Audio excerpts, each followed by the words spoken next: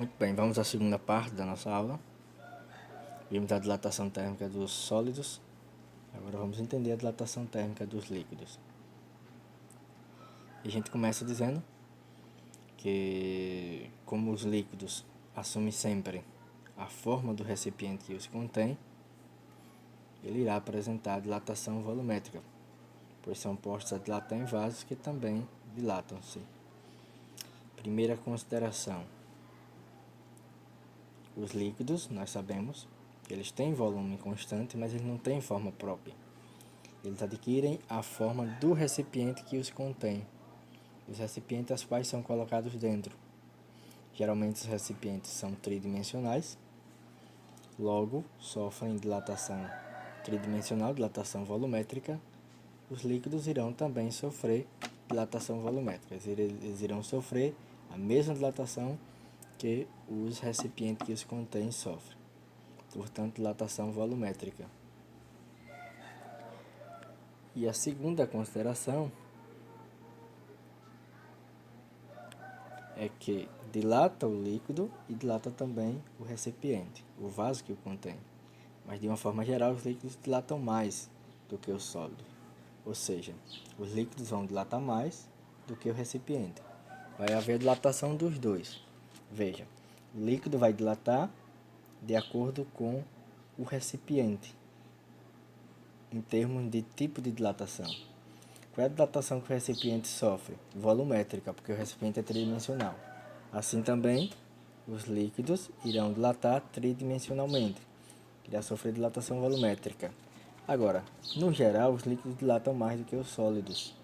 O líquido vai dilatar mais do que o recipiente, o vaso que o está contendo. Por isso que ele vai extravasar, por isso que vai derramar. Por isso que sempre derrama, porque o líquido dilata mais do que o sólido, cresce mais do que o recipiente, aí transborda, e derrama, enchendo e derramando. Então não esquece disso. Na dilatação do líquido vai dilatar o líquido e o recipiente. No entanto, o líquido irá dilatar um pouco mais.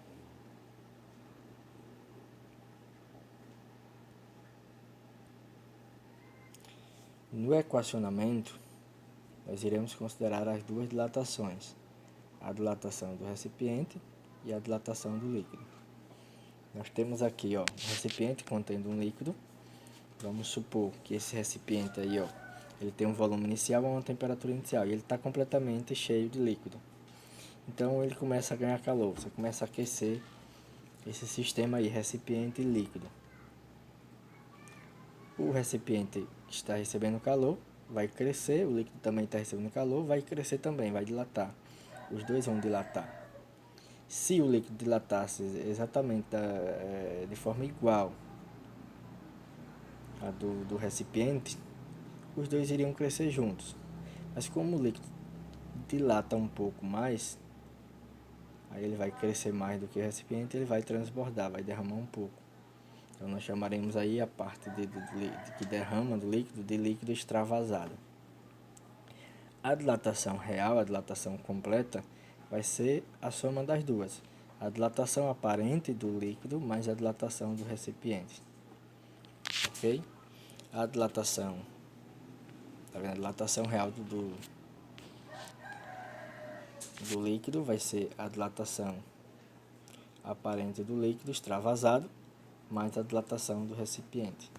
A dilatação aparente do líquido vai ser o volume inicial do líquido vezes o coeficiente de dilatação aparente do líquido vezes a variação de temperatura sofrida. A dilatação volumétrica do recipiente vai ser o volume inicial do recipiente vezes o coeficiente de dilatação do recipiente vezes a variação de temperatura por ele sofrida. Então, assim se dará a dilatação volumétrica aparente do líquido extravasado. Tá? A dilatação volumétrica aparente. Volume inicial vezes o coeficiente de dilatação volumétrica aparente vezes o coeficiente vezes a variação de temperatura. E a dilatação volumétrica do recipiente, voltando a dizer, volume inicial vezes o coeficiente de dilatação volumétrica do recipiente, vezes a variação de temperatura. A dilatação real, a gente volta aí para cima, a dilatação real vai ser a dilatação aparente do líquido extravasado mais a dilatação do recipiente. Ok?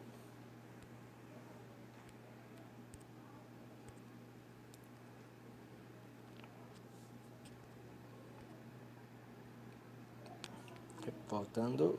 Opa. Vamos lá, voltando. Cadê?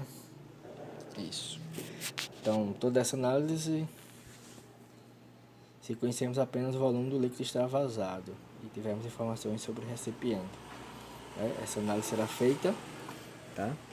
Se você tiver essas informações, a informação do líquido extravasado e a informação do recipiente. É necessário ter essa informação.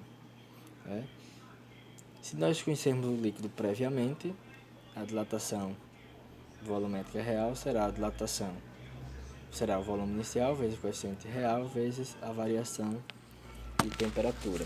Nós conhecemos o líquido previamente. Se não conhecer, nós voltamos àquela fórmula lá da soma das duas dilatações. E qual é a relação entre os coeficientes? Então, qual é a relação entre os coeficientes? A dilatação volumétrica real será a dilatação volumétrica aparente do líquido extravasado mais a dilatação volumétrica do recipiente. Não é isso? Lembra disso. A dilatação real vai ser sempre a aparente do líquido mais a do recipiente, porque dilata os dois. E aí nós sabemos que a dilatação real é o volume inicial real vezes o coeficiente real vezes a variação de temperatura. Que isso será igual a dilatação volumétrica aparente do líquido, o volume inicial do líquido vezes o coeficiente aparente vezes a variação de temperatura. E a dilatação volumétrica do recipiente vai ser o volume inicial do recipiente vezes o coeficiente de dilatação do recipiente vezes a variação de temperatura. Colocando em evidência volume inicial, variação de temperatura, volume inicial, variação de temperatura, vai sobrar aí, que não estará em evidência, o coeficiente real igual ao coeficiente aparente mais o coeficiente do recipiente. E aí cortando o volume inicial e variação de temperatura, que é comum, é um termo comum, que é o termo evidente, nós temos que o coeficiente real vai ser também o coeficiente aparente vezes a variação do recipiente. Ou seja, as informações reais serão sempre as informações aparentes do líquido mais as informações do recipiente. Assim sendo, a dilatação volumétrica real vai ser a dilatação volumétrica aparente do líquido mais a dilatação volumétrica do recipiente. Né? Sempre dessa forma. Agora, nós estamos falando de dilatação dos líquidos de uma forma geral. E nós precisamos dizer que a água é um líquido que tem uma dilatação específica diferente dos demais líquidos. Nós chamamos de dilatação anômala da água. É isso que vai ser cobrado na prova. A água ela tem uma dilatação anômala, diferente dos outros líquidos. Ela apresenta um comportamento anômalo, diferenciado dos outros líquidos, e da seguinte forma. O gráfico aí vai ilustrar o seguinte. Ela começa a crescer, a dilatar, até 4 graus Celsius. Quando chega em 4 graus Celsius, aí ela volta a contrair. Olha que legal. Né? Melhor dizendo, ela contrai-se de 0 a 4, olha lá o gráfico. O volume está lá em cima. Aí de 0 a 4 ela diminui, ela vai ter uma contração, a junção de suas moléculas vai diminuir. A partir de 4, aí ela começa a dilatar. Tá? Então vou repetir, olha no gráfico.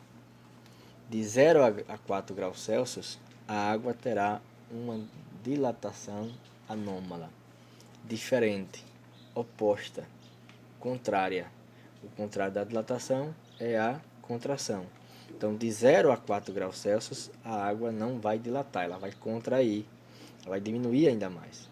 A partir de 4 é que ela vai dilatar como os demais líquidos, tá? E é graças a esse comportamento da água que os lagos e rios se congelam apenas na superfície, enquanto que no fundo encontra-se água de máxima densidade, isto é, água a 4 graus Celsius. É uma informação interessante aí, né? Esse fato é fundamental para a preservação da fauna e da flora, né? Se a água não apresentasse esse comportamento, os rios e os lagos se congelariam totalmente, causando danos irreversíveis às plantas e aos animais aquáticos, né? Então, legal essa informação aí. Então, esse foi o nosso estudo da dilatação térmica dos sólidos e da dilatação térmica do líquido. Muito obrigado pela atenção. Deus seja louvado sempre. Tchau, tchau e até a próxima.